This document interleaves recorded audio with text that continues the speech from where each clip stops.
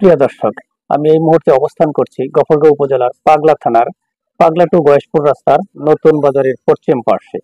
এখানে রাস্তার কাজ করেছে খুব অল্প দিন আগে। এখন ওই রাস্তার বেহাল দশা।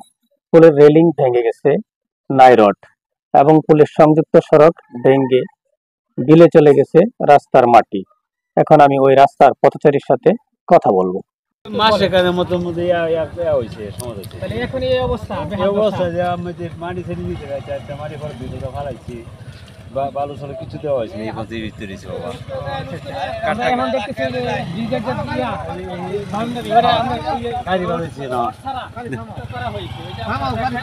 গাড়ি বাজাইছে, এগুলো ভেঙে যাচ্ছে গাড়ি বাজাইছে যেটা নতুন এই অবস্থা। এই রাস্তার দুর্নীতি বা অনিয়মের বিরুদ্ধে ব্যবস্থা গ্রহণের জন্য ঊর্ধ্বতন কর্তৃপক্ষের দৃষ্টি আকর্ষণ করছে অত্র এলাকার স্থানীয় লোকজন।